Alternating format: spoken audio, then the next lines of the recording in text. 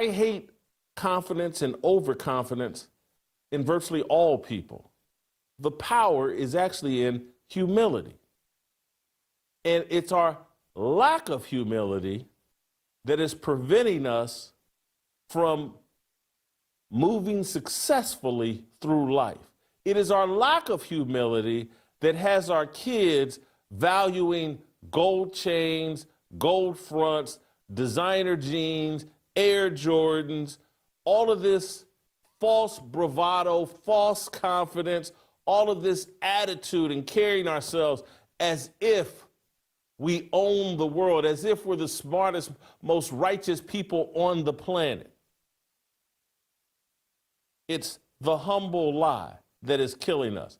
I want to play for you Ryan Clark, one of these thought leaders that ESPN platforms, and he has his own podcast, The Pivot, and he starts babbling about Deion Sanders, and he's pretending as if humility has in any way visited Deion Sanders' child. Play Ryan Clark. There's a difference in between being humble and being humbled. Like the world tried to humble Deion Sanders, the drafters and the scouts and the evaluators, but he just used it to be humble in the way he went about work, the composure, the poise, and the way that he's handled his situation, being the fourth quarterback throughout this, he's not ruffled any feathers. He's shown that he could be a leader. He's shown that he understands he has to earn it. He's told Deion, hey, you got to wait. And the people talking about whether or not this opportunity is a setup, they don't understand ball.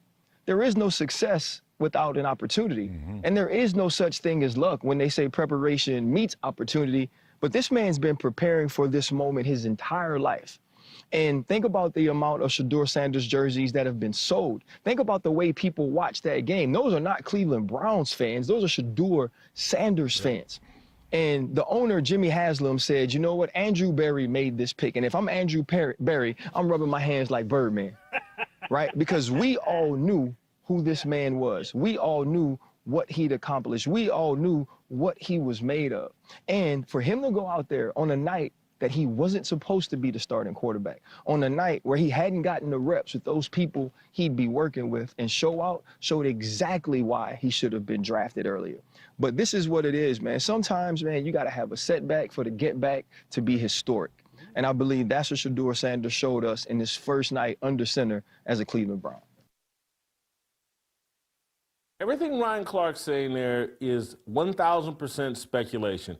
He knows nothing other than what Deion has told him about Shadeur's preparation. He hasn't been at practice. He knows nothing. He's just, well, Deion said this, and we're all going to present the narrative that Shadeur has been humble. And he's done nothing but show his leadership ability, except for those two times he's been pulled over for driving more than 100 miles per hour. Other than that, he's been perfect. This is the humble lie that we tell over and over and over and over again. We don't believe in humility.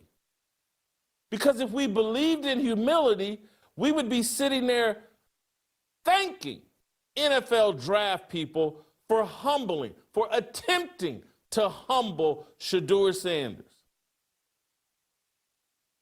We would see that as a blessing.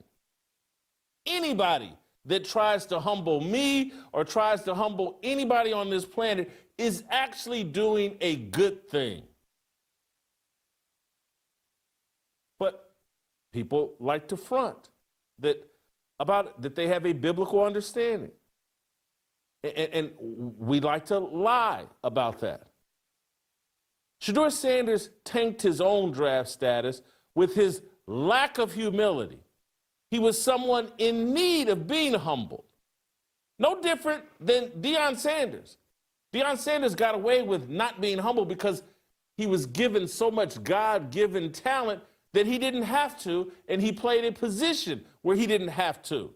But at that quarterback position, with the amount of talent that Shadeur has, humility is what will serve him best. And you don't care who's serving you the humility. If I was starving of thirst, and the KKK came by with a bottle of water, I'm going to turn that down. That's the KKK. Their water isn't wet properly. No, I would take that water and make the best of it because I'm thirsty. You talk about someone in need of humility, it's Shedeur Sanders. You talk about a group of people, demographically, based on melanin, who have bought into a lie that humility is a bad thing and confidence and arrogance and swagger are good things. No one needs humility more than American black people.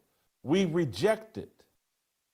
Or well, if it's not coming from the right source, if someone doesn't announce that they love me and affirm everything about me, I get to reject anything that they offer me or anything that they do to me. I get to frame that as racism and something I get to object to. This is how I'm connecting it to Cincinnati. If taking the Cincinnati Jazz Festival brawl, if you want to take that and turn it into a race issue, if you want to take that Cincinnati Jazz brawl where a group of about a half dozen men jumped on a single white man, sucker punched him, and then beat a woman, bruised her eye, beat her up bad, knocked her unconscious, and you want to turn that into a statement about race, and I got to cape up and step up for black people, that's your choice.